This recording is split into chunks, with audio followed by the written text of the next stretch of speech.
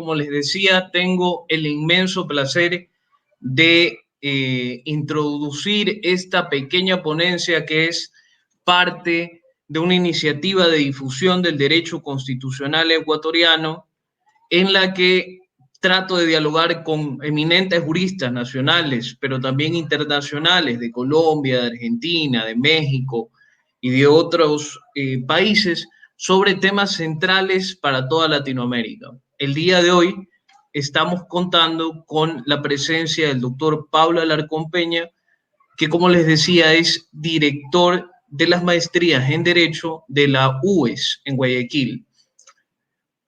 Simplemente para resaltar algunos de los méritos del doctor Alarcón Peña, debo mencionar que tiene un título de doctor en Derecho equivalente a PhD,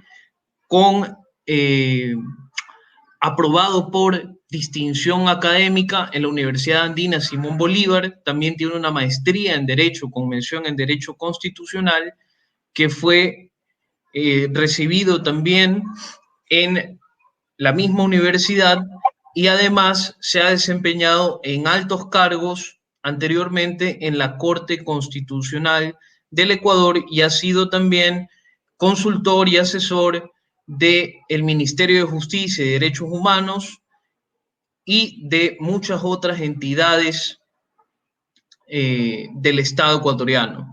Además, se ha desempeñado como perito propuesto por el Estado ecuatoriano ante la Corte Interamericana de Derechos Humanos y tiene una larga trayectoria como docente, con lo cual contamos con un ponente de las máximas credenciales para hablarnos de esta temática que es de sumo interés para la vida constitucional del país. Antes de darle la palabra a Pablo por alrededor de unos 40 minutos, les explico muy brevemente la metodología. Al final de la exposición de Pablo vamos a tener 20 minutos para preguntas y respuestas. Las pueden formular por escrito y yo se las iré realizando a Pablo, y de este modo optimizamos el tiempo para que pueda responder la mayor cantidad de cuestiones posibles. Sin más preámbulo, por favor, doctor Alarcón, gracias por aceptar la invitación y por compartir sus conocimientos con nosotros. Bueno, buenas tardes con todas y con todos. En primer lugar, quiero agradecer muy formalmente la gentil invitación del profesor Andrés Cervantes, quien ha desarrollado, como él mencionaba, este ciclo de conferencias del más alto nivel en materia constitucional y también en otros campos de teoría del derecho que sin duda genera un aporte importante en el marco de una situación, incluso como la que estamos atravesando todos, por lo que merece ser incluso reconocido por este doble esfuerzo que Andrés ha venido realizando para que todos podamos seguir en constante formación. También quiero agradecerles a todos y cada uno de ustedes por la gran acogida que hemos tenido para esta ponencia de alrededor de 40 minutos la tarde de hoy, y que entiendo está siendo transmitida también en la página Los Problemas del COGEP del profesor Jorge Luis Mazón, a quien también le envío un caluroso saludo. Bueno, para entrar ya en materia, esta tarde vamos a conversar un poco sobre seguramente una de las garantías jurisdiccionales más importantes que tiene el sistema constitucional ecuatoriano. Y si bien es cierto, la Constitución no dice en ninguna parte que existan garantías jurisdiccionales más importantes que otras, esta conclusión que hago se genera a partir del uso de la garantía, de la importancia que tiene en la lógica de un Estado constitucional de derechos, y por supuesto, por esas razones, nos debe interesar mucho a todos analizarla, pero no únicamente desde el punto de vista descriptivo, es decir, de qué dice la Constitución en el artículo 88, por ejemplo, o qué dice en los artículos 40 y siguientes de la Ley Orgánica de Garantías Jurisdiccionales, sino tratar de incursionar en un análisis más profundo, por decirlo así, ya que 12 años después de la vigencia de la Constitución de Montecristi, no resulta conveniente, porque no nos genera ningún provecho, el seguir describiendo exclusivamente las bondades que tiene la Constitución, al menos en la parte dogmática, y que creo que la mayoría de nosotros coincidimos en su momento y algunos otros hemos cambiado de criterio a lo largo del tiempo, porque eso es lógico en la medida en que un sistema empieza a moverse o a evolucionar a lo largo del tiempo.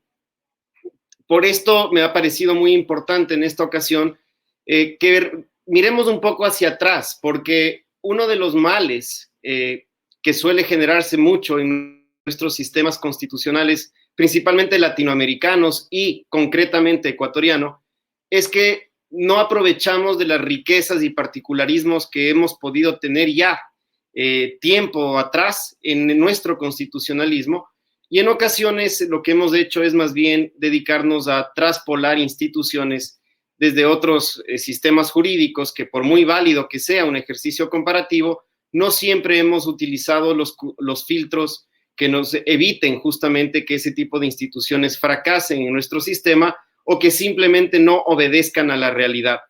Y por esa razón, antes de entrar y hablar de la acción de protección, sí me parece importante, aun cuando muchos de ustedes quizás me van a decir, pero bueno, eso pasó hace muchos años, es referirme a la acción de amparo constitucional un poco, a estos antecedentes. ¿Por qué? Porque la acción de amparo constitucional, que estaba vigente para quienes no recuerdan de ella, en la Constitución del 98, fue el parámetro o fue la institución central a partir de la cual se empezaron a construir una serie de planteamientos en Montecristi para llegar a tener lo que hoy conocemos como acción de protección.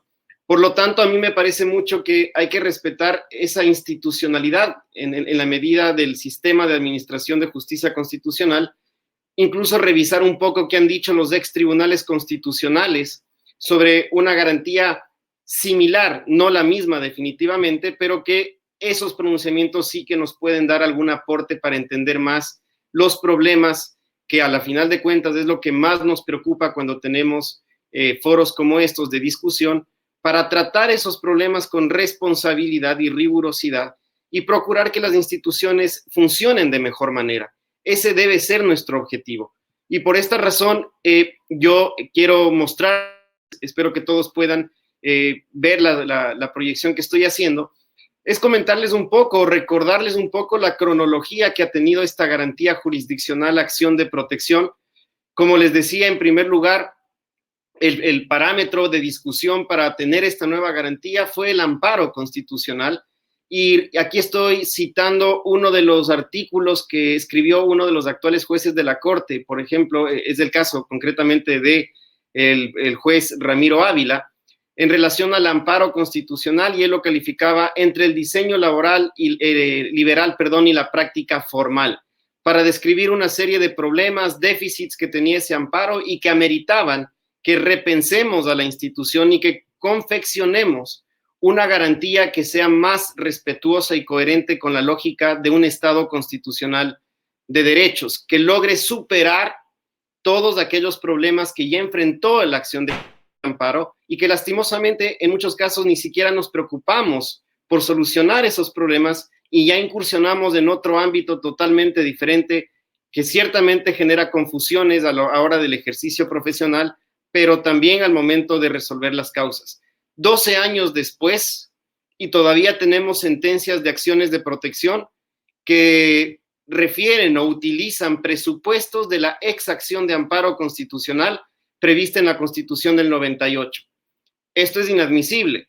Esto reflejaría evidentemente una violación a la seguridad jurídica, a la tutela judicial efectiva, porque se estaría resolviendo una garantía jurisdiccional vigente en la Constitución 2008 con una normativa que no tiene que ver con esta garantía jurisdiccional. Pero mirar lo que pasaba con el amparo, a muy breves rasgos, nos va a servir para poder comprender que muchos de los problemas que se advierten ahora en la acción de protección ya teníamos antes y que merece también, por lo tanto, que regresemos a ver un poco lo que se mencionaba o se hizo en esa época para evitar repetir los mismos errores o problemas. Esto nos llevó en un segundo momento, como ustedes pueden ver, estos cuestionamientos llevaron a la búsqueda de una garantía jurisdiccional ampliamente protectora que corrija todos estos problemas, como mencionaba, con nuevos presupuestos, mucho más incluyente, es decir, que se trate, como decía, de ese mecanismo ágil, expedito que necesitamos a nivel interno para cumplir con las obligaciones internacionales por parte del Estado, que proteja adecuada y eficazmente los derechos constitucionales. Y eso se logró en la Constitución de Montecristi, más allá de los cuestionamientos que quizás algunos puedan tener en relación a esta garantía. Lo cierto es que en el artículo 88 de la Constitución ustedes encuentran una garantía jurisdiccional totalmente nueva que no tiene rasgos similares a la acción de amparo constitucional y que aparte tiene presupuestos novedosos y una amplitud protectora enorme.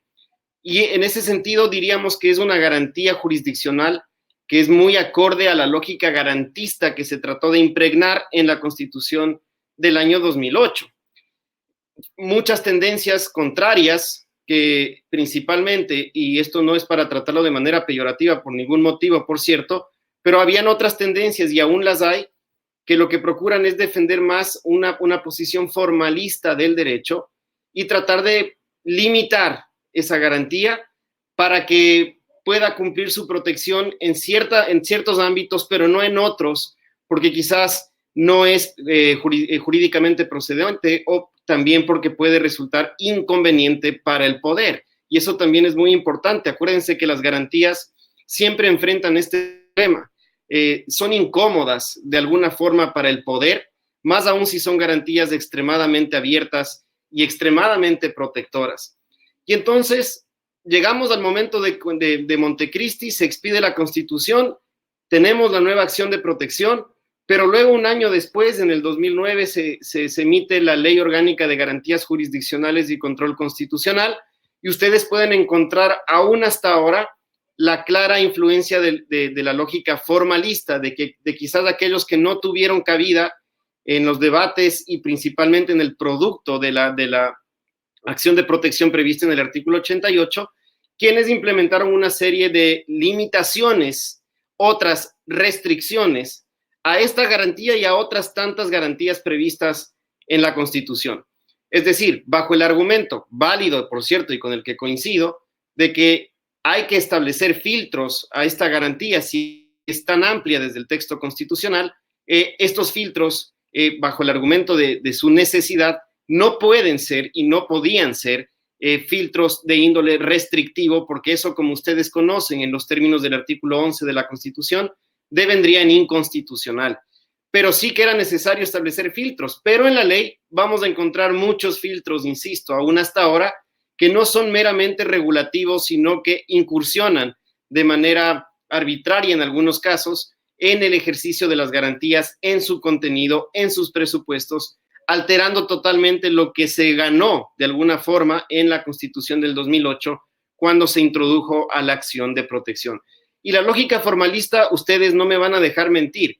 Un año aproximadamente después de la Constitución tenemos una ley de garantías jurisdiccionales que emite una serie de regulaciones, muchas de estas regulaciones frente al miedo o recelo o preocupación de que la garantía pueda generar algún tipo de problemas en la práctica. Por ejemplo, la desconfianza en los jueces, en el impacto de las decisiones de los jueces, porque si yo fortalezco la garantía, ciertamente va a haber mayor fuerza para los jueces para hacer ejecutar sus propias decisiones, independientemente de cuál fue el tipo de acto u omisión frente al cual se enfrentó esta jueza o juez en el proceso, lógicamente excluyendo las decisiones judiciales.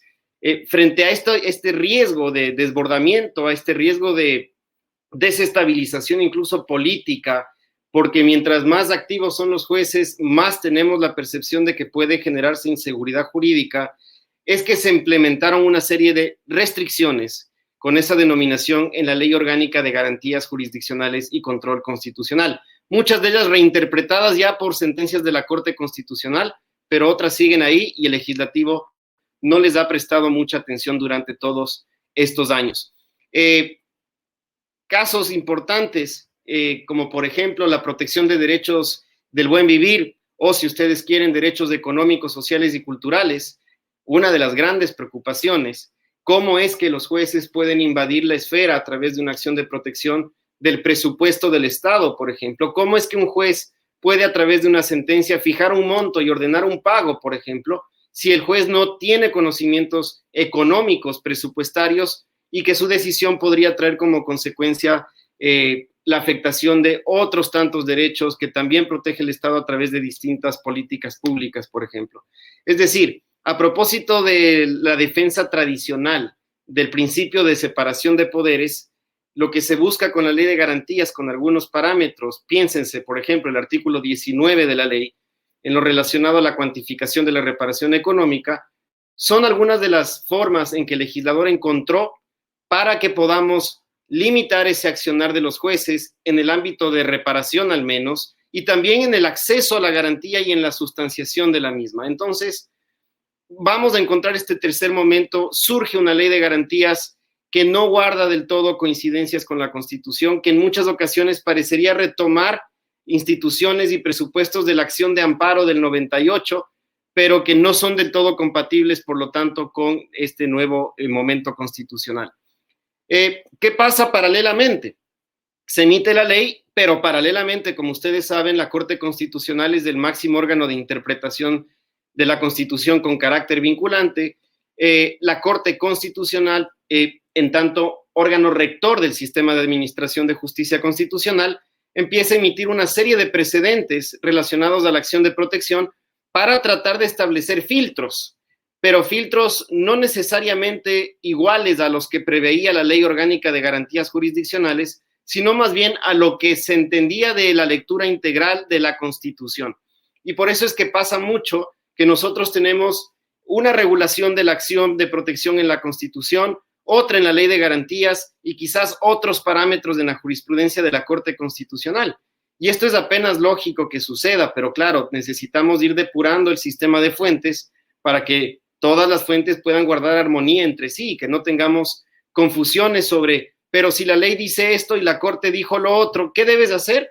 Pues fíjate qué competencia utilizó la Corte. Si la Corte Constitucional fijó un precedente producto de una interpretación de la Constitución, lógicamente que regirá ese precedente de la Corte porque se ubicará al mismo nivel de la Constitución. Pero para no entrar en ese dilema, hay mucha responsabilidad de los órganos con potestad normativa para tratar de adecuar el sistema de fuentes y guardar armonía entre sí.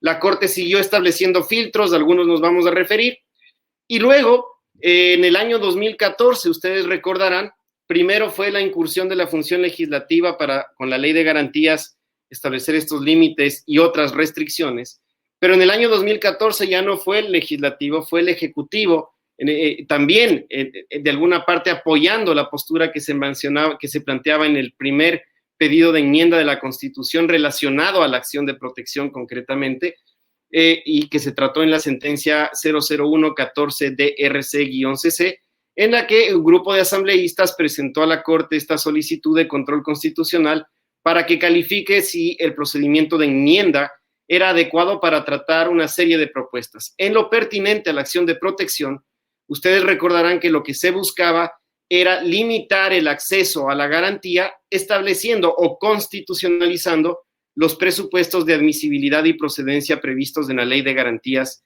Jurisdiccionales, presupuestos que ya habían sido interpretados por la Corte Constitucional en sus precedentes. Por esta razón es que la Corte Constitucional fue la única propuesta que no dio paso formalmente a través del mecanismo de enmienda y dijo algo interesante también, y expresamente dijo, ni siquiera esto lo podrían hacer a través de una asamblea constituyente. Lo que sí podrían hacer en una asamblea constituyente es discutir sobre el rediseño de la garantía, pero no restringirla, porque ciertamente, esta es otra discusión, pero vale la pena que la consideren, ciertamente ningún mecanismo de reforma, incluso la asamblea constituyente, podría incursionar en una restricción de garantías y derechos constitucionales. Es un tema debatible, pero esa es mi posición en relación a ese poder constituyente que se está reflejando en la Constitución ecuatoriana. Entonces, frente al abuso de la garantía, porque ese fue y es hasta ahora el argumento, frente al abuso se intentó ya constitucionalizar presupuestos de admisibilidad de la Ley de Garantías en la Constitución. La Corte no dio paso a eso y más bien lo que dijo es que hay que respetar lo que dice la Constitución, los precedentes de la Corte y que la ley debe guardar conformidad con ellos. Entonces, varios intentos por limitar, por cortar un poco el alcance de esta garantía a lo largo del tiempo, Y luego hemos llegado al estado de la cuestión o estado del arte actual, en el que seguimos teniendo varios precedentes de la Corte Constitucional en funciones sobre distintos presupuestos de la acción. Tanto se ha discutido sobre esto que incluso el último momento o el último acto, que ustedes pueden recordarlo fácilmente, fue hace pocos días, es que incluso en épocas de estado de excepción se intentó restringir el acceso a la acción de protección y otras garantías, con excepción del habeas corpus, para que ustedes se den cuenta que este tipo de garantías sí que resultan de alguna forma incómodas para el poder, y más aún en momentos como los que se atraviesan. Lo cierto es que las garantías, y esta acción en particular, tiene una razón de ser fundamental, como decía al inicio, para la lógica del Estado constitucional de derechos. Esto muy brevemente para que ustedes se acuerden, no voy a entrar en detalle. Aquí tengo una proyección sobre algunos de los presupuestos que teníamos en la acción de amparo en el 98, y para que ustedes recuerden y no repitan este tipo de presupuestos cuando se refieran a la acción de protección. El amparo era meramente cautelar, eso decía la Constitución de la República, y así lo ratificaron las resoluciones del ex Tribunal Constitucional. ¿Qué involucraba esto? Que no podían analizar el fondo del asunto controvertido los jueces, que operaba una suspensión provisional y definitiva, pero ojo con esto. Esta era una diferencia terminológica y así lo dijo el ex Tribunal Constitucional. La suspensión provisional, esto sucedía en el auto de aboco, de calificación, en el que podía dictarse una medida suspensiva mientras se dictaba la resolución del amparo. Es decir, la suspensión definitiva era aquella que se tomaba ya en la resolución del amparo, pero no era realmente una decisión definitiva en el marco del análisis de fondo de la cuestión, sino un tema terminológico para diferenciar los dos momentos en que el juez podía actuar en el marco de un amparo. No culminaba en sentencias, sí culminaba en resoluciones, era preferente y sumario, es decir, que no tenía mayores formalidades.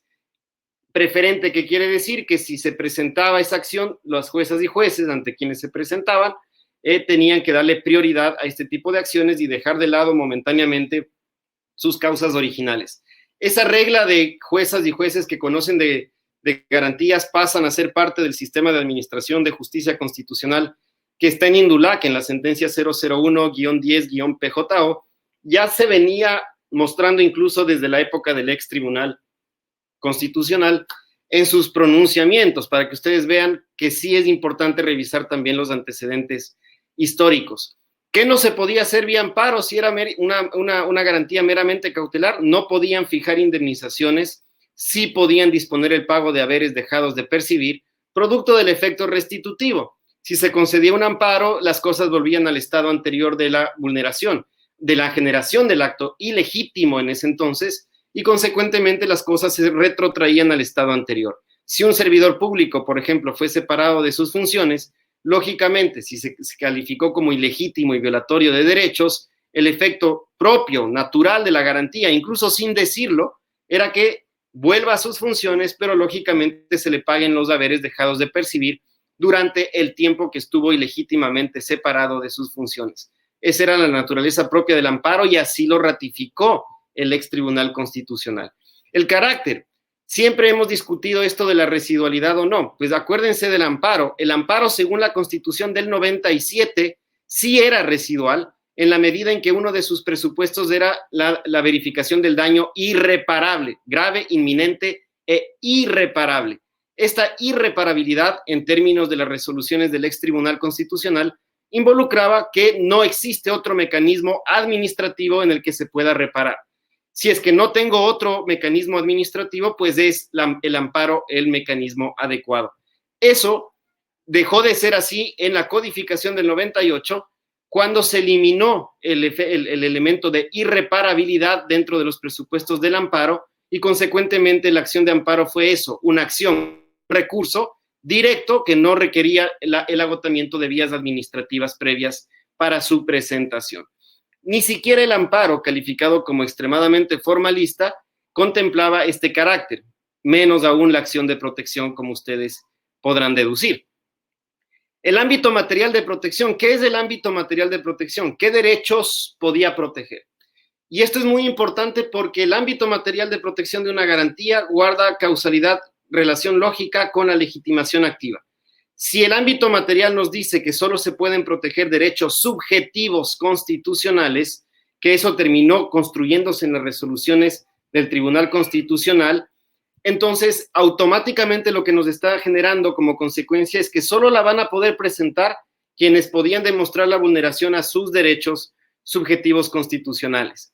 Entre sus presupuestos, y ojo con esto porque esto se ve hasta ahora, el acto ilegítimo, acto u omisión ilegítimo, en principio de autoridad pública que amenace o vulnere derechos subjetivos constitucionales y que generen un daño grave, inminente e irreparable. Las resoluciones del Tribunal Constitucional dijeron hay que cumplir de manera unívoca y simultánea con todo. Es decir, no bastaba con que ustedes encuentren una vulneración de derechos como jueces, porque si no cumplían el resto de presupuestos, la acción no prosperaba. Esto del acto ilegítimo involucraba un análisis más de legalidad que de juridicidad, y así lo ratificó el ex Tribunal Constitucional. ¿Qué analizaban en el parámetro de ilegitimidad? Contenido, procedimiento, causa, objeto, motivación, es decir, aspectos que se analizaban ¿dónde? En la jurisdicción contencioso administrativa. Consecuentemente, lo que se generó más en el campo de la acción de protección es que los jueces ciñan su análisis al tipo de acto contra el cual se presentaba la acción y no frente al escenario real que debía preocuparles, que era la vulneración o amenaza de vulneración de derechos constitucionales. Eso ya pasó con el amparo y lo que estoy mencionando seguramente para muchos les parecerá muy similar a lo que pasa con la acción de protección y por eso lo estoy mencionando para que vean lo que teníamos antes. La legitimación activa, entonces, consecuentemente, no podía ser presentada por cualquier persona. Ustedes saben que ahora las garantías, según el artículo 86, numeral 1, y en el caso de la acción de protección, lógicamente, puede ser presentada por cualquier persona sin necesidad de contar con un abogado, con la mayor informalidad posible. Legitimación pasiva, ¿contra qué actos u omisiones se puede presentar la acción? Insisto, las garantías jurisdiccionales no se presentan contra las personas, sí contra los actos u omisiones, y ustedes pueden encontrar en el 98 que el amparo procedía frente a actos de autoridad pública, no judiciales, lógicamente, y luego el Tribunal Constitucional se encargó de decirnos que dentro del compendio actos de autoridad pública, solo los actos administrativos son los que podrían ser objeto de una acción de amparo por sus características, que se emite por autoridad pública en ejercicio de su función, y con efectos individuales y directos. Si no se cumplía con esos presupuestos, automáticamente por el tipo de acto se podía desechar la acción como tal. Y entramos entonces a que ustedes vean lo que pasó con la acción de protección, para que si alguien cree que son parecidos, se convenza que es otra garantía la que tenemos actualmente y que por eso no debemos recurrir a esos presupuestos anteriores. La naturaleza es una garantía de conocimiento, no es cautelar. Esto involucra el análisis de fondo, no es una potestad, es una obligación, lo prevé el artículo 86 de la Constitución. Juezas y jueces deben analizar el fondo, verificar si hay vulneraciones de derechos constitucionales, si las hay, declararlas, y si es que obviamente hay esa declaración de vulneraciones, no de derechos, reparar integralmente las consecuencias de dicha vulneración. En el amparo ni siquiera se hablaba de reparación integral. ¿Por qué? Porque era una garantía meramente cautelar. Ahora sí, ¿por qué? Porque es una garantía de conocimiento que no concluye en resolución, concluye en sentencia. Y eso debemos tener muy en claro en la medida de que es una auténtica jurisdicción. Jueces que dictan sentencias y hacen ejecutar lo juzgado. El carácter no es un recurso, es una acción. Acuérdense mucho de eso desde el punto de vista procesal. Es una acción subsidiaria, pero no es residual. ¿Qué quiere decir esto? Que no necesito agotar vías administrativas, peor judiciales, para presentar una acción de protección. Eso está garantizado en el objeto de la garantía en el artículo 88 de la Constitución de la República del Ecuador. Y la subsidiariedad lo que quiere decir es, eso lo pueden ver en el 40 numeral 3 y 42.4 de la Ley de Garantías, que no son presupuestos de residualidad, sino de subsidiariedad. Lo que quiere decir es que si existen otras vías para el análisis de ese tema en particular, no es que voy a agotar esas vías y vuelvo, sino que esa será la vía que yo necesito para atender mi problema en particular. Yo no puedo volver a la acción de protección. Así que indebidamente no pueden los jueces imponer obligaciones de agotamiento de recursos administrativos, peor judiciales, porque si yo agoto un mecanismo judicial obtendré una decisión de índole judicial, y la Constitución en el artículo 88 expresamente excluye a las decisiones judiciales del ámbito de la acción de protección. El ámbito material, el amparo protegía solo derechos subjetivos, acá protege derechos constitucionales, todos los derechos constitucionales, con excepción de aquellos que son tutelados por otras garantías jurisdiccionales. Entonces, aquí es muy importante, y he citado por ahí algunas sentencias para que ustedes puedan mirar, protegen derechos de dimensiones de exigencia individual o colectiva. Piensen en los derechos del buen vivir. Ahí tenemos una sentencia muy interesante que ustedes pueden revisar, la 146-14-SEP-CC, a propósito del derecho a la vivienda digna, en el que la Corte ya dejó absolutamente en claro que todos los derechos, incluso los derechos, como es lógico, producto del 11 numeral 6 de la Constitución, derechos del buen vivir, también son objeto de justiciabilidad directa a través de las garantías jurisdiccionales de los derechos constitucionales.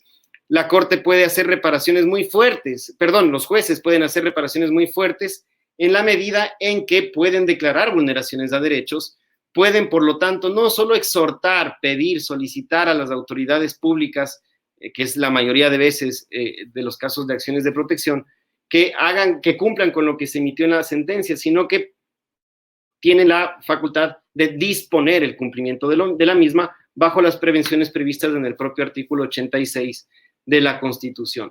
También es importante que ustedes vean la sentencia 1754-13-EP 2019, en la que ustedes van a poder encontrar que se protegen todos los derechos reconocidos en la Constitución y en los instrumentos internacionales de derechos humanos. En cuanto a la legitimación activa, si todos los derechos se pueden proteger, consecuentemente cualquier persona los puede presentar, independientemente si justifica o no la vulneración a sus derechos, independientemente que luego procesalmente la persona directamente afectada puede comparecer al proceso. Entonces, lo puede presentar cualquier persona. Esto, lastimosamente, ya encontró un primer límite en la Ley de Garantías en el artículo 9, y porque preveía nuevamente la noción de la protección del derecho subjetivo constitucional del amparo, y la Corte Constitucional de entonces, en la sentencia 170-17 CEP-CC, ya dejó absolutamente en claro que cabe la presentación por parte de cualquier persona y que no rige la noción del derecho subjetivo constitucional en ese ámbito. También tenemos, en cuanto a eso, una reciente sentencia de la jueza Daniela Salazar, producto de los procesos de selección y revisión de la Corte, muy interesante, la 282-13-JP/19, en la que ustedes recordarán, y si no lo ratificamos aquí, que el Estado no es sujeto de derechos como tal, y por lo tanto no puede presentar acciones de protección, con excepción, habla de la honra concretamente y de otros ligados a la dignidad humana, con excepción de aquellas instituciones como la Defensoría del Pueblo, que en el marco de sus competencias deben presentar acciones de protección pro derechos de las personas. Y esto es lógico, porque si nosotros vamos a las corrientes del derecho administrativo, sabemos que los poderes públicos dictan sus decisiones en ejercicio de su prerrogativa estatal. Si es que yo encuentro una vulneración de derechos por parte de un acto de autoridad pública, ciertamente yo tengo la posibilidad de reaccionar, por eso son garantías que reaccionan frente a tal vulneración, porque yo estoy en esta situación. Es decir, si le permiten al Estado utilizar las garantías en iguales términos que a las personas de a pie, por decirlo así, lo que vamos a hacer es incrementar esa prerrogativa en lugar de que la garantía sirva para ponernos en igualdad de circunstancias desde el punto de la protección de los derechos de las personas. Importante también resaltar la sentencia también reciente de la Corte Constitucional 179-13-EP/20, en el que se ratificó algo que parecía lógico, pero así como parece lógico todo, luego en la práctica vemos cada cosa que siempre requiere que la Corte precisando y recordando cosas que ya están en la propia Constitución, como el decir que no se requiere un tiempo o no hay un tiempo para accionar la acción de protección. Esto es muy importante que tengamos en cuenta porque no es la acción extraordinaria de protección. Por ejemplo, ahí sí hay una temporalidad, un tiempo para accionar. Acá no hay tiempo para accionar. Legitimación pasiva, cualquier acto de autoridad pública no judicial, incluyendo políticas públicas que generen regresiones en materia de derechos. Esto es importante que ustedes lo conozcan. No rige frente a actos normativos, es decir, yo no puedo presentar una acción de protección frente a leyes, por ejemplo, y esto lo ratificó la Corte en la sentencia 110-14 SEP-CC. Luego la Corte en funciones también dijo que no frente a resoluciones de visto bueno que tengan una vía para ello, en la sentencia 1679-12 EP/2020. Por lo tanto, ustedes van a encontrar que han cambiado sustancialmente los presupuestos en relación al amparo. Se trata de una garantía muy distinta, con muchos presupuestos muy acordes a la lógica de ese Estado constitucional. Y los presupuestos de admisibilidad no son los del 40 o 42 de la Ley de Garantías, son los del artículo 10, y eso ya lo dijo la Corte Constitucional en la sentencia 102-13-SEP-CC. La Corte ratificó ahí cuáles de los presupuestos del 42 de la ley son de admisibilidad o de procedencia. Y ustedes ahí van a encontrar, por ejemplo, que la Corte Constitucional dijo que los presupuestos de inadmisibilidad son únicamente los previstos en los numerales 6 y 7 de la Ley Orgánica de Garantías Jurisdiccionales. Esto es, decisiones judiciales expresamente excluidas en la Constitución. Y por el otro lado, lógicamente, las resoluciones del Consejo Nacional Electoral que puedan ser impugnadas en el Tribunal Contencioso Electoral. Así que todas las demás, del 1 al 5 del 42, son presupuestos que requieren un análisis de fondo por parte de los jueces para poder invocarlos y resolver. Uno de ellos, el que más problemas ha traído hasta ahora, que ha impedido incluso que podamos hasta la fecha, 12 años después, hacer ejercicios sociológicos rigurosos sobre cómo está funcionando la garantía, de qué derechos protege más y demás. ¿Por qué? Porque en la mayoría de casos, hay estudios que lo corroboran, van a encontrar que la mayoría de veces los jueces invocan el 40 numeral 3 o 42.4 para inadmitir las acciones por la mera existencia de otra vía. Y claro, siempre va a haber una vía, pero el hecho no puede estar en la mera existencia de la vía, sino en que esa vía sea adecuada y eficaz para la protección de derechos. Desde la lógica de existir vías, ustedes saben que la Constitución prevé que todos los actos administrativos pueden ser impugnados, por ejemplo, en la vía judicial. Esto me llevaría como una conclusión a esta mala interpretación de que no cabe la acción de protección en ningún caso frente a actos administrativos, lo cual es totalmente contrario a lo que prevé la Constitución, que ratificó, menciona actos de autoridad pública. A la acción de protección no le interesan el análisis del acto, como si le pasaba al amparo con el acto ilegítimo. Eso era lo que tenía que analizar mayormente. Acá lo que interesa es verificar la consecuencia, no el tipo de acto, si se vulneraron o no derechos constitucionales.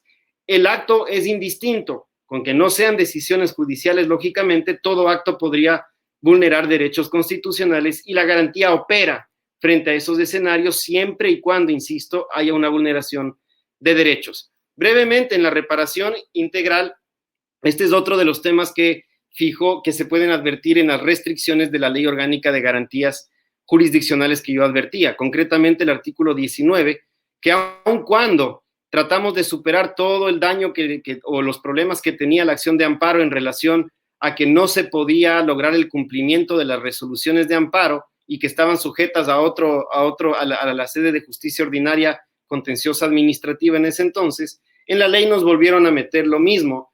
Y en el artículo 19, como ustedes conocen, se establece que cualquier cuantificación o relacionado al daño material, a la reparación material, tendrá que remitírselo a la jurisdicción contencioso administrativa. ¿Y qué terminó pasando ahí? Lo que suele pasar cuando el órgano de jurisdicción administrativa analiza causas en general, pues concentró su análisis en otros presupuestos propios de esa jurisdicción contencioso administrativa, sin tomar en consideración que ya habían sentencias de acciones de protección y que lo que tenía que hacer era cuantificar.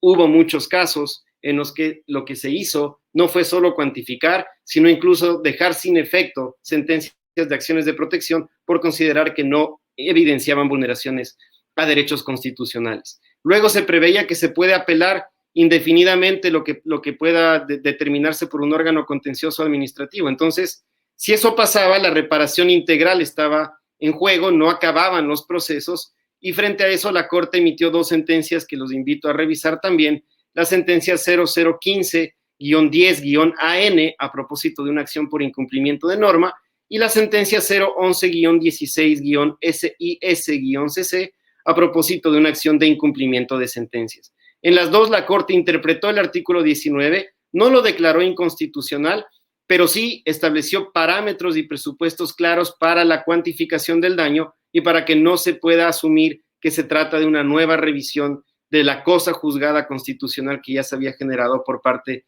de una jueza o juez constitucional. Pero hasta ahora hay serios problemas en relación a la culminación de los procesos de acciones de protección por los problemas que se evidencian en recurrir nuevamente a la jurisdicción contencioso administrativa. Aquí una breve explicación general, esto no voy a incursionar mucho ya por cuestiones de tiempo, más bien preferiría que me planteen algunas inquietudes que puedan tener. Solo quiero ratificarles la última sentencia que emitió la Corte, la 719-12-EP/20, en relación a la audiencia, en la que la Corte deja en claro la obligación que existe de dictar la sentencia en la audiencia. Eso es muy importante y acorde a la informalidad debe esta atravesar todo el procedimiento que ustedes ven en su pantalla, desde la demanda hasta la sentencia y luego la remisión de la misma cuando esté ejecutoriada a la Corte Constitucional para el desarrollo de jurisprudencia vinculante o generación de líneas jurisprudenciales. Aquí están algunas sentencias que ya no voy a entrar a analizar concretamente porque ya me he referido a ellas. 102.13 CEP-CC para su compendio o libro de derecho jurisprudencial en materia de acción de protección, les doy algunas.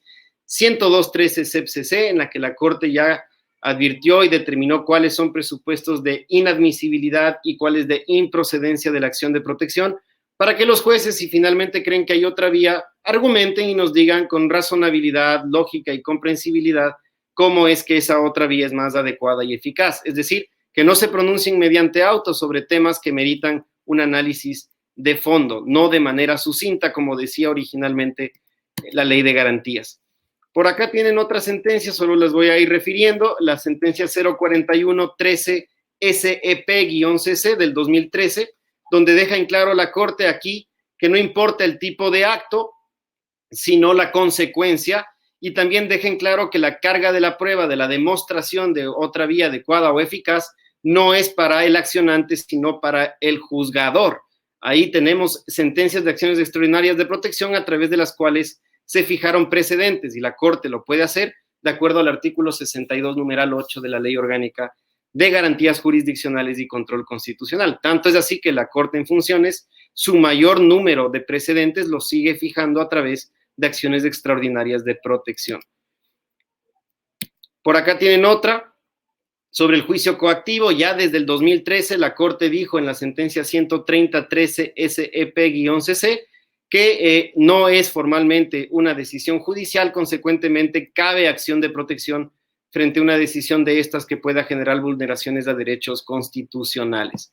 La importancia de conocer lo que hace la Corte para el litigio y para saber realmente cómo está operando la garantía en la práctica, que es lo que más nos debe interesar.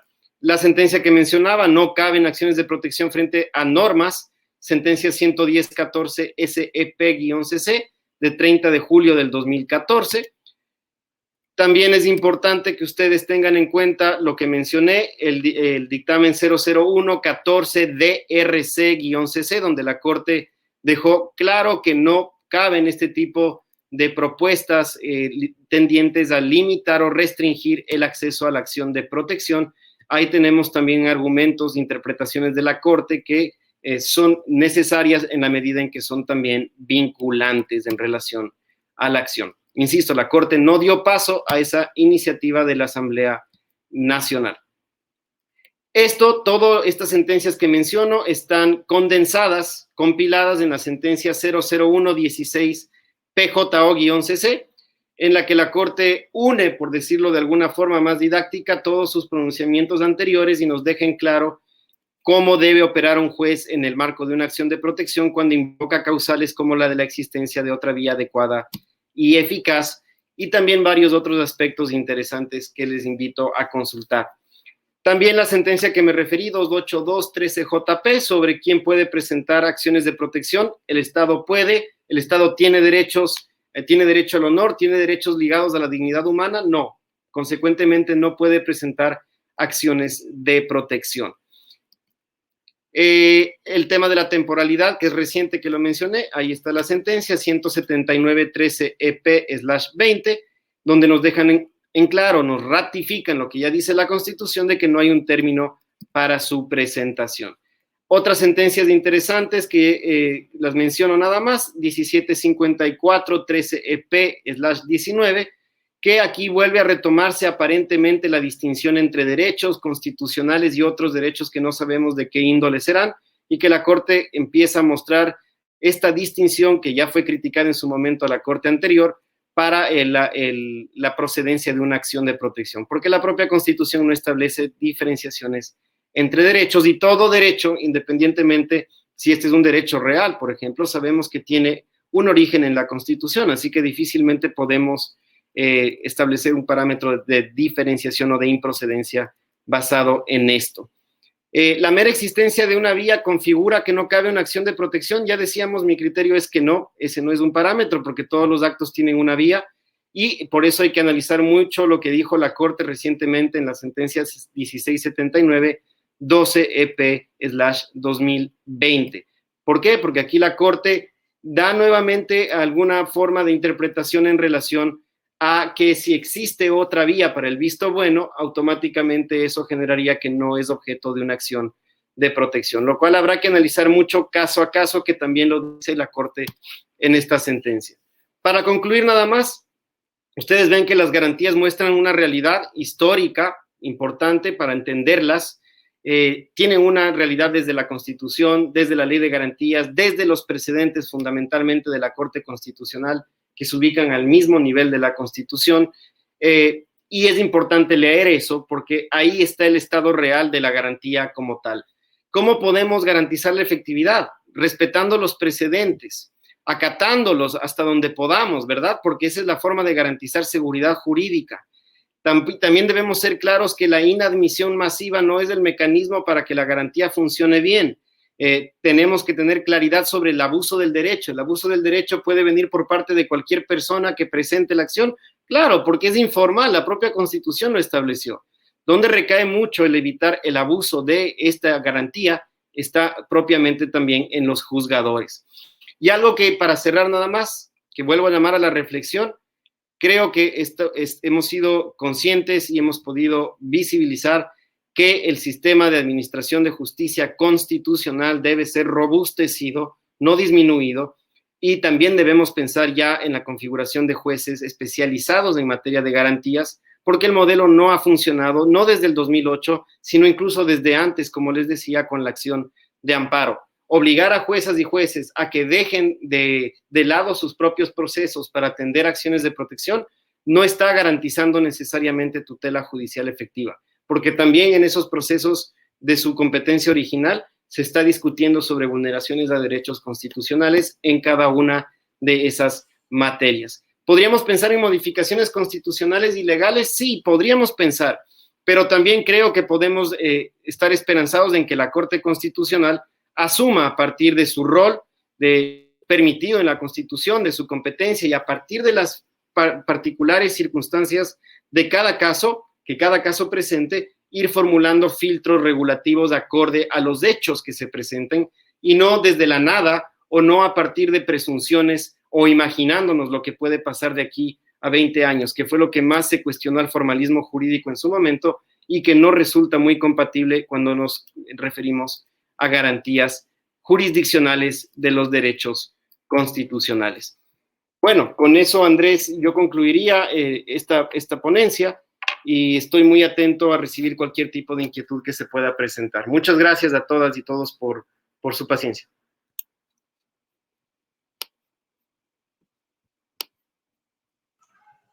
Muchísimas gracias, Pablo, por esta excelente, brillante y muy bien documentada exposición. Antes de seguir con las múltiples preguntas que tienen los colegas que nos acompañan, me gustaría hacer una breve reflexión, y es que hay que comprender la razón por la cual existe tanto el amparo como la acción de protección y recursos o acciones similares en el resto de países de Latinoamérica. Y es que en realidad esto es una derivación de una exigencia del artículo 25 de la Convención Americana de Derechos Humanos, en conjunto con el artículo 2, que obliga al Estado ecuatoriano a transformar su derecho interno y que exige digamos,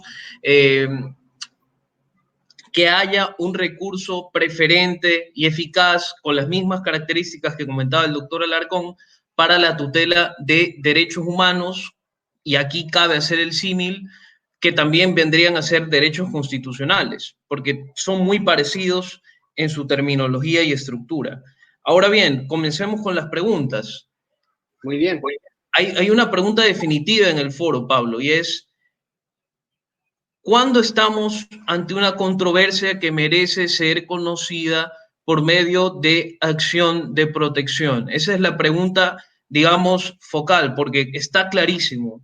Cualquier derecho constitucional está desarrollado en legislación y normas infraconstitucionales y todo tiene un procedimiento eventualmente. Entonces, algunas pautas generales, porque yo creo que esto también es un problema del constitucionalismo ecuatoriano, y es que hay muy poca dogmática y mucha casuística y particularismo. Entonces, si nos podrías dar algunas pautas generales.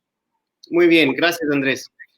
Sí, a ver, lo primero que debemos tener en cuenta es que ciertamente el establecimiento de una categorización previa y decir en estos casos se puede conocer acciones de protección mientras que en estos otros no, es difícil hacerlo en abstracto. Yo por eso sí creo que hay casos que demuestran justamente cómo y de qué forma se puede lograr que la garantía sirva para lo cual fue creada y que no se utilice para cualquier cosa, porque creo que estamos claros todos en que tampoco se trata de permitir que la garantía opere en cualquier escenario, porque eso terminaría por afectar incluso las competencias del sistema de administración de justicia previstas en la propia Constitución. Pero, por ejemplo, citando algunos precedentes de la Corte para tratar de atender de la manera más objetiva este cuestionamiento. Lo primero, en cuanto a técnicas de litigio, por ejemplo, yo lo abordaría desde esa primera dimensión. El caso 1000-12-EP que emitió la Corte Constitucional ya hace algunos años, a propósito de las renuncias, de las renuncias obligatorias que ustedes recordarán, dejó en claro que si se presenta dentro de la pretensión de la acción, por ejemplo, un problema de legalidad, ¿esto qué quiere decir? Que dos actos infraconstitucionales choquen y consecuentemente violen derechos, eso no puede ser objeto de una garantía jurisdiccional como la acción de protección, porque ciertamente para eso también existen otras vías, como por ejemplo la jurisdicción contenciosa administrativa, que analiza vulneraciones de derechos subjetivos también, pero en el marco de su competencia de control de legalidad, en este caso. Entonces, no podríamos asumir que un choque entre una ley y un decreto, por ejemplo, y los efectos consecuentes automáticamente devienen una acción de protección. Entonces, la Corte ahí dice, cualquier conflicto de norma infraconstitucional que traiga como consecuencia vulneración de derechos, no es la acción de protección la indicada a ser utilizada para un escenario como tal. La gravedad es muy importante tomar en consideración. Lo que de alguna forma ha ido verificando la Corte en funciones para otros presupuestos de admisibilidad, ya no de la acción de protección, pero sí de la acción extraordinaria, por ejemplo, que perfectamente se pueden utilizar de alguna forma en otras garantías como esta, verificar el estado del caso que se presenta, porque también puede suceder que la persona, bajo las características previstas que puede tener un caso, como por ejemplo una persona integrante de un grupo de atención prioritaria, que necesite una protección urgente, no sé, se me ocurre, derecho a la salud, por ejemplo, que si no le dan su terapia antirretroviral y es una persona con VIH, tiene el grave riesgo de morir, que se afecte su vida, pues entonces ese es un tipo de caso que se está invocando la vulneración a un derecho constitucional a través de una omisión, por ejemplo, o de un acto regresivo que está afectando sus derechos y que consecuentemente la acción de protección sí cabe en un escenario como esos. Pero luego indicar, por ejemplo, también la sentencia que mencionaba sobre la vivienda, distinguir entre las dimensiones, que para mí esto sí es posible, no diferenciar entre derechos, sí diferenciar entre la dimensión, que lo hacen otros sistemas como Perú, por ejemplo, en el Código Procesal Constitucional, que hay un ámbito constitucionalmente protegible del derecho que sí es el que amerita una actuación urgente, mientras que la periferia es objeto de un análisis y de control por parte de otras vías. Ese también es un presupuesto que se toma en cuenta y que ya se ha previsto en algunas sentencias de la Corte y que podríamos utilizar como un lineamiento para llegar a concluir y utilizar de mejor forma la acción de protección. Esto último que acabas de mencionar, y me tomo la licencia de moderador, me parece interesante porque si bien a veces se critica la idea del núcleo esencial de los derechos, me parece que al menos en nuestro ámbito podría tener alguna utilidad. Efectivamente, hay algunos derechos que están más o menos desarrollados en la Constitución, pero que sí tienen, digamos, un núcleo reconocible, una literalidad que los caracteriza, ¿no? Mientras que la periferia, por ponerlo en esos términos, está desarrollado en la legislación y en normas infraconstitucionales. Entonces, como bien dices, quizás un buen criterio para identificar cuándo procede una acción de protección es precisamente cuando lo que está siendo vulnerado es ese núcleo esencial, eso que nadie discute que es parte del derecho constitucional. Y luego, sobre esto de la gravedad, en principio estoy de acuerdo. Estoy de acuerdo. Ahora te diría, hay una sentencia muy reciente de la Corte Constitucional, con ponencia de Hernán Salgado, me parece, en la que comenta que precisamente la urgencia y la gravedad no son criterios de la acción de protección, sino de las medidas cautelares. Pero insisto, yo estoy de acuerdo en que puede ser una buena guía orientadora para los jueces. Ahora, te planteo una segunda pregunta. Mencionabas que se pueden impugnar actos administrativos por vía de acción de protección. ¿Podrías hacer algún comentario teniendo en cuenta de que existen, digamos, actos administrativos con efectos directos, pero también existen actos que no son leyes, pero que igual norman y tienen algunos efectos no para la ciudadanía en general, pero sí, por ejemplo, para un grupo de empresas o para un grupo de individuos? ¿Son este tipo de actos impugnables vía acción de protección? Bien, Andrés, esto me trae a discusión un tema muy interesante. Me acordaba primero sobre el primer comentario que hiciste. Tomar en cuenta, por ejemplo, las distinciones entre derecho propiedad, ¿no? Como tal, a la propiedad y de propiedad es un parámetro para verificar cuando alguien lo que está buscando no es que se declare la vulneración de un derecho, sino la declaración de un derecho como tal. Y frente a ese escenario estamos todos claros que a través de la acción de protección no se declaran derechos. Yo no puedo declarar a alguien propietario de algo, porque para eso existen otros mecanismos, y ya la Corte lo ha dejado en claro en varias ocasiones ese escenario. Y todos los derechos tienen esa doble dimensión. Por eso, esto solo para ratificar la primera parte, y está en la sentencia que les mencionaba sobre el derecho a la vivienda concretamente. Y lo segundo, el criterio de la Corte relacionado a la improcedencia de las garantías jurisdiccionales como la acción de protección frente a actos normativos, entendiéndose leyes, Andrés, que eso es importante dejarlo en claro, no caben en este escenario frente a leyes, pero como tú bien dices, la Constitución, de hecho, nunca ciñe la acción de protección solo frente a actos administrativos, como sí pasó con el amparo y las resoluciones del ex Tribunal Constitucional. Habla de actos de autoridad pública y le suma algo más que tú lo acabas de mencionar, la posibilidad de presentarlo incluso frente a políticas públicas, sabiendo que las políticas públicas no son actos administrativos con un efecto individual y directo.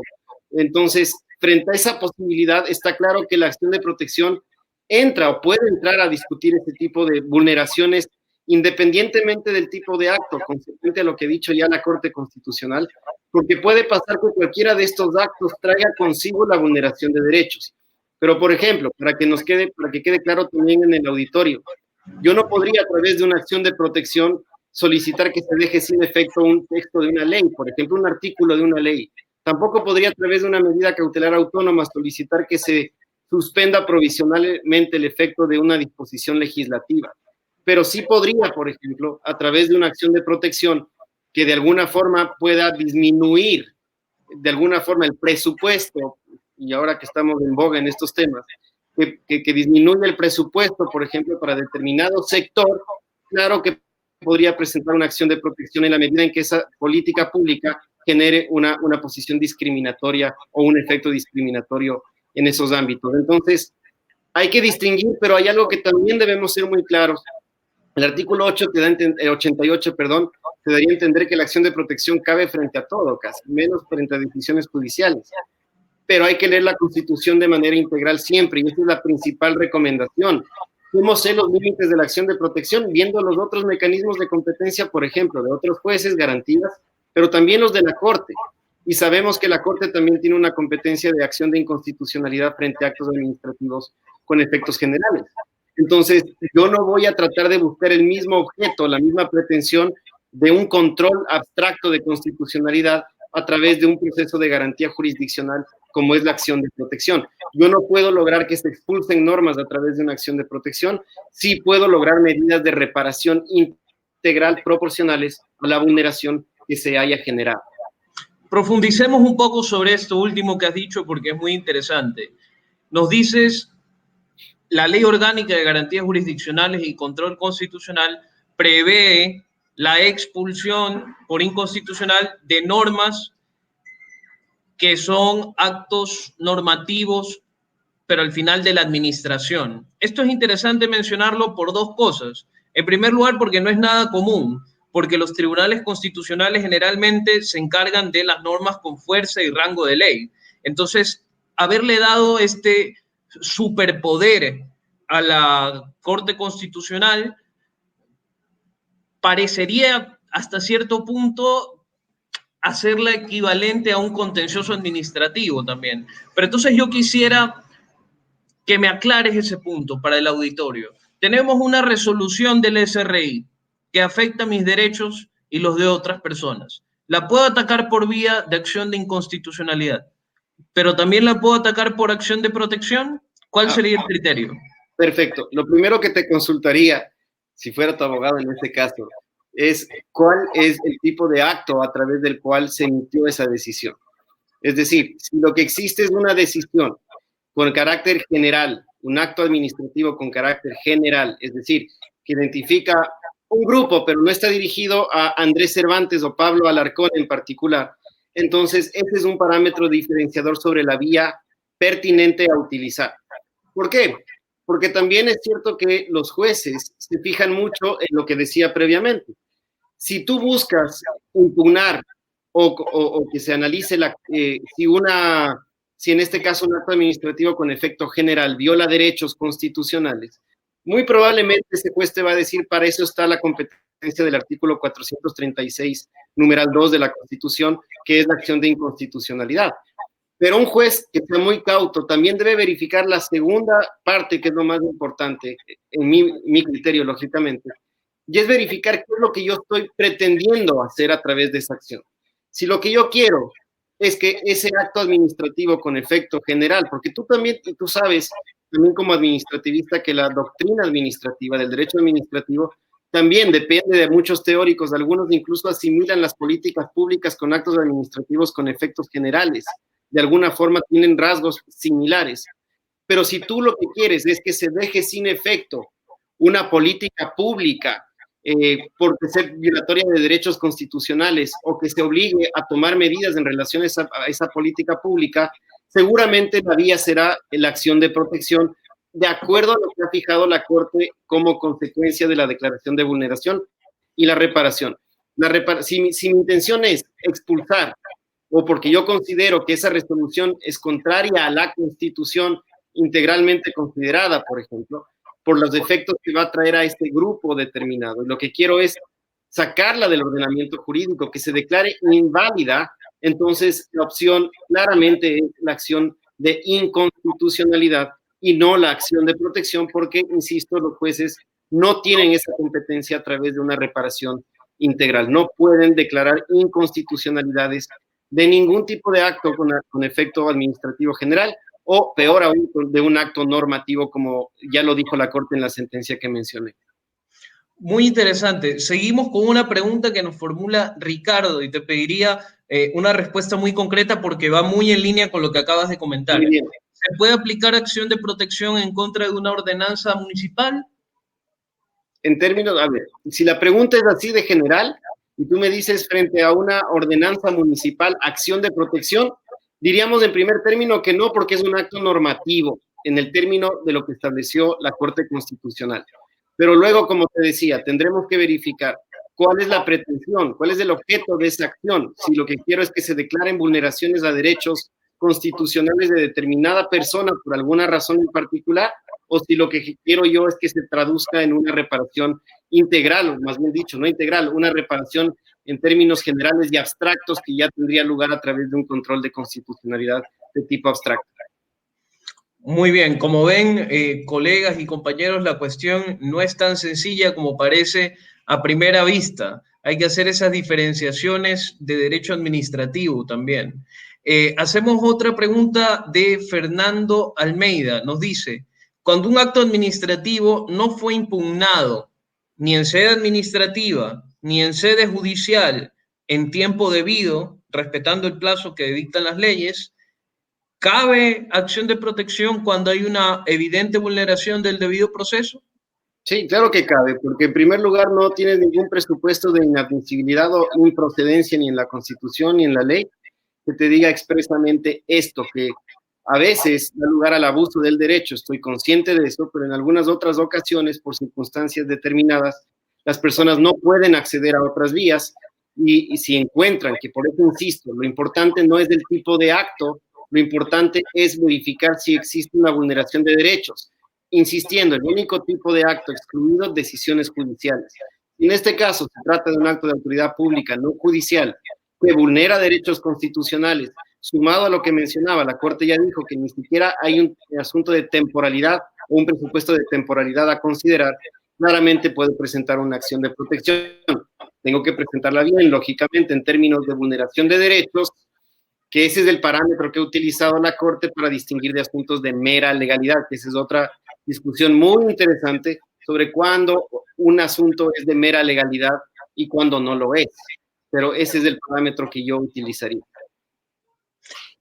Muy bien. Pablo, si tal vez podrías profundizar un poco sobre la titularidad para interponer acciones de protección en el caso de personas jurídicas. Ya no hablemos del Estado, te pondría el ejemplo quizás de una iglesia o de una universidad. ¿Tienen derechos las personas jurídicas? A ver, yo te respondo automáticamente a partir de lo que nos dice la Constitución. Y también, lógicamente, el precedente reciente de la Corte Constitucional, el 28213JP, que mencionaba. Y en primer lugar, es que la Constitución habla de cualquier persona, ¿verdad? Entonces, es muy importante que partamos de esa razón de ser.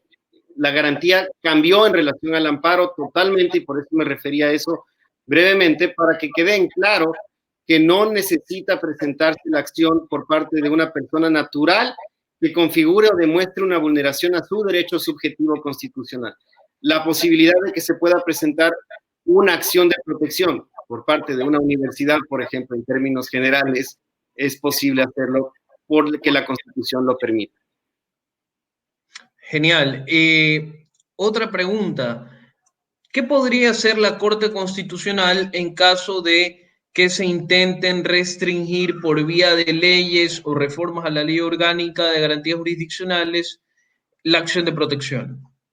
A ver, sobre esto hay dos caminos. El uno, que es el más común, aun cuando, y tú que también eres un lector de la jurisprudencia de la Corte y seguramente muchos de nuestros participantes, habrán visto que no, la opción sería la acción de inconstitucionalidad, es decir, que cualquiera de nosotros, porque también esa es una acción pública, a diferencia del 98, que sí se requería 1000 firmas o auspicio del defensor del pueblo, ahora puede ir cualquier persona e impugnar la constitucionalidad de los artículos de la Ley Orgánica de Garantías Jurisdiccionales, pero en la práctica han sido muy pocas las acciones que se han presentado respecto a la Ley Orgánica de Garantías Jurisdiccionales. La Corte no tiene posibilidad de hacer un control de oficio en la medida en que la Corte se puede poner a mirar, miren, a mí me parece que el artículo 40 está malo, el 42 o el 13, y automáticamente hacer un ejercicio de control de constitucionalidad. Eso está prohibido, pero sí, de acuerdo al 436, numeral 3, puede hacer un ejercicio de control conexo a partir de las causas que se presenten y que tengan relación con esto, y que eso ha pasado, por ejemplo, en la sentencia 102.13 SEP-CC, en el que a partir de una acción extraordinaria de protección que trataba sobre estos problemas, utilizó el caso, la Corte, en buen sentido, para hacer un control de constitucionalidad por conexidad de la ley. Lo otro, que es la parte que no se ha utilizado desde la vigencia de la Ley de Garantías Jurisdiccionales y Control Constitucional, desde la vigencia de la Constitución, obviamente. Y es que recordemos que la Corte Constitucional sí tiene iniciativa para plantear reformas a esa Ley Orgánica de Garantías Jurisdiccionales, es decir, la Corte también, más allá de sus competencias, podría tratar de remitir un proyecto de reforma para consideración de la Asamblea Nacional. Pero eso tiene, claro, desde la norma parece claro y fácil, pero quizás no ha pasado por una razón de fondo. Y me adelanto a pensar, no estoy seguro que esto sea así, estoy elucubrando un poco, pero tiene que ver con que si la Corte Constitucional remite un proyecto de reforma legislativa de su iniciativa a la Ley Orgánica de Garantías Jurisdiccionales, se corre un grave riesgo, político incluso, de que la Asamblea Nacional pueda, a partir de esa competencia, regular incluso las competencias de la propia Corte Constitucional y limitar de alguna forma su accionar en el buen sentido de la protección de los derechos constitucionales. Por lo tanto, no es políticamente muy clara esa posibilidad por los problemas que pueden existir de fondo y hacia el futuro, ¿no? Continuando con esta pregunta, ¿no crees que la Corte, al momento de controlar por conexidad la constitucionalidad de la Ley Orgánica de Garantías Jurisdiccionales, digamos, no sé, se estaría... Extralimitando. No extralimitando, diría maquillando lo que no puede hacer de oficio? Digamos, ¿no sería más razonable admitir, como se hace, por ejemplo, en el constitucionalismo español, que el Tribunal Constitucional puede controlar cualquier acto que afecte su propia jurisdicción? Es decir, ¿no es un poco hipócrita? Esa vendría a ser la pregunta. Mira, creo que frente a la imposibilidad de que la Corte pueda actuar de oficio en cualquier caso o circunstancia, es una vía válida, es un criterio muy personal. Es una vía válida, ¿por qué? Porque yo estoy convencido, y hay posturas en este tema, pero estoy convencido que los casos y los hechos que se van generando en los distintos casos son la mejor forma de configurar regulaciones, incluso filtros para las distintas garantías u otros aspectos del ámbito procesal constitucional. Yo no desconozco el rol del legislador, está muy bien, pueden emitir las leyes correspondientes, pero me parece muy importante que la Corte aproveche de determinados casos donde se presentan situaciones como estas para evitar que en el futuro se vuelvan a repetir circunstancias como las que se presentaron en ese caso. Es decir, aprovechar un caso, 2 o 3, para tratar de generar una línea, y esa línea podría ser o fijar un precedente, pero también podría ser en los términos del 436, numeral 3, el hacer un control, pero siempre conexo, Andrés, que eso es lo más importante, saber qué es conexidad, para que tampoco se asuma que la Corte puede empezar a hacer ejercicios de control de constitucionalidad de cualquier ley que nada tenga que ver con las causas que está resolviendo, porque eso no le está permitido según el artículo 436, numeral 3. Importante entonces el criterio de coherencia con la conexidad. Otra pregunta muy interesante que nos hacen, te pediría que la respuesta sea un poco concreta. Tenemos la acción de protección y la acción de incumplimiento. Puede haber roces ahí. Con la acción de protección puedo reclamar, nos dice la persona que pregunta, la seguridad jurídica y el debido proceso. Y con la acción de incumplimiento, las normas que integran el ordenamiento jurídico. ¿Cómo distinguimos ahí, según la persona que nos pregunta? Sí, a ver, lo primero que diría es que la acción de incumplimiento no se refiere a normas que integran el ordenamiento jurídico, ¿no? Es la acción de incumplimiento de sentencias y dictámenes constitucionales, y la otra es acción por incumplimiento de normas o informes de organismos internacionales de derechos humanos que puedan generar vulneraciones a derechos siempre y cuando existe una obligación clara, expresa y exigible. Es decir, la acción, entiendo de la pregunta que se refiere a la acción por incumplimiento de norma y no a la acción de incumplimiento, pero yo te diría, si es que estoy correcto en la interpretación que hago de lo que se mencionó en la pregunta, es que la acción de protección no cabe para cuestionar normas, insisto. Eso está expresamente reconocido en el precedente que yo analicé, que le mencioné, más bien dicho, y la acción por incumplimiento de norma, que para muchos no debería ser siquiera una garantía jurisdiccional por los choques que pueden haber con otros mecanismos de justicia ordinaria, esa garantía sirve exclusivamente para verificar cuando, a pesar de haber una obligación, como dije, clara, expresa y exigible, no se acate el contenido de esas disposiciones normativas que son infraconstitucionales, porque no cabe frente a normas del mismo rango constitucional o normas de la Constitución, y en el evento de existir eso, verificar que hay una vulneración de derechos constitucionales. Es decir, cada garantía tiene su legitimación pasiva, como mencionaba. En el caso de la acción de protección, es claro, cualquier acto u omisión de autoridad pública, pero por eso la lectura integral de la Constitución es tan importante. ¿Cuáles se excluirán?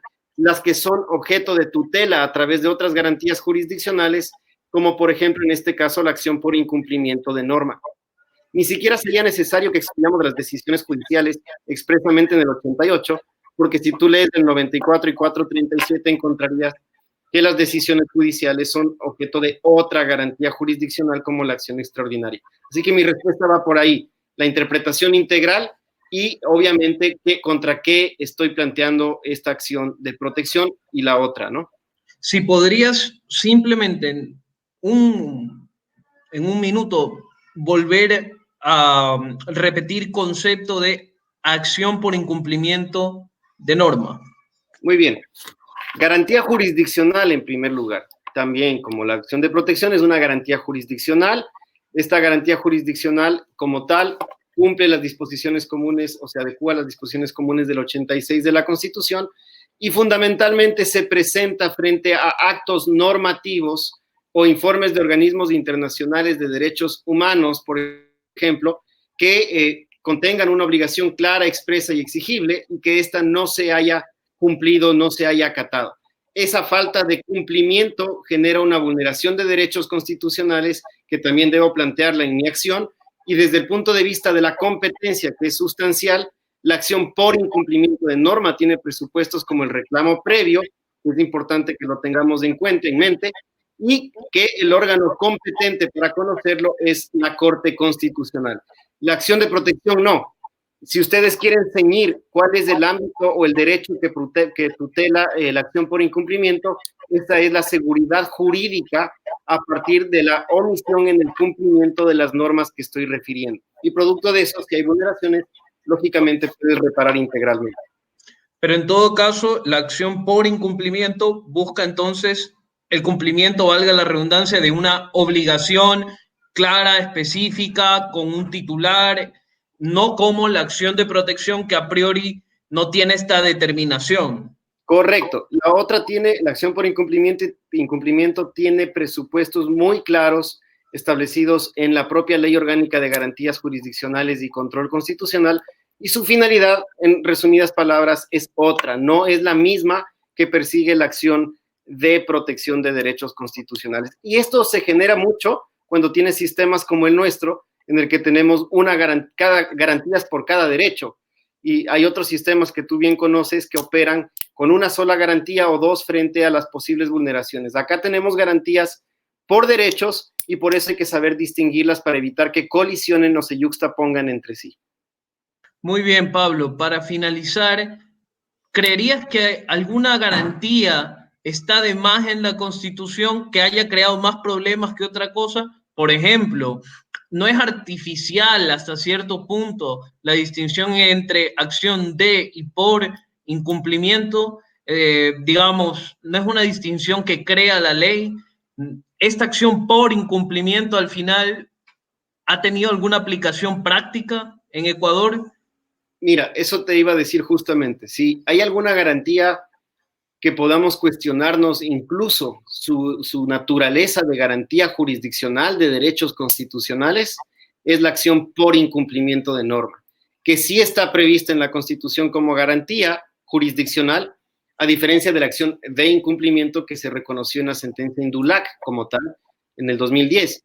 Esta acción por incumplimiento, en mi criterio muy personal, sí evidencia un choque de competencias con órganos principalmente contencioso-administrativos y que incluso en otros sistemas la competencia la tiene, por ejemplo, consejos de Estado u órganos con competencias similares por el objeto que persigue.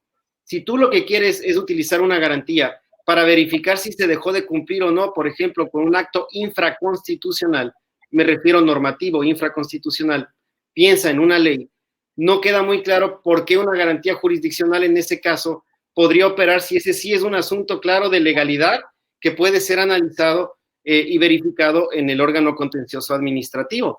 Pero sí me parece, en todo caso, si algún momento llegamos a hacer algún tipo de adecuación, que en el segundo espacio podría ser interesante y habría que discutirlo, que casi no se ha utilizado en ese ámbito, y es en relación al indebido cumplimiento de informes de organismos internacionales de protección de derechos humanos. En ese ámbito quizás sí tendría un poco más de relevancia constitucional y no en el primer sentido cuando se refiere simplemente a analizar un conflicto de inaplicación de normas de infraconstitucionales.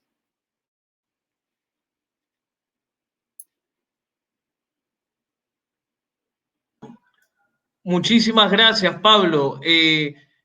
Me gustaría finalizar simplemente reiterándote mis agradecimientos y también agradecerle mucho a la audiencia que nos ha acompañado tan paciente el día de hoy y esperamos verlos también el día jueves porque vamos a tener a un gran jurista, el doctor Roberto Saba, que nos va a hablar sobre la igualdad ante la ley, que es un tema muy, muy interesante. Entonces, los invito y de nuevo, muchas gracias, Pablo, por compartir tus conocimientos con nosotros. Gracias, Andrés, y gracias a todos por su paciencia y por esta magnífica concurrencia. Nos vemos pronto. Chao, chao. Un abrazo.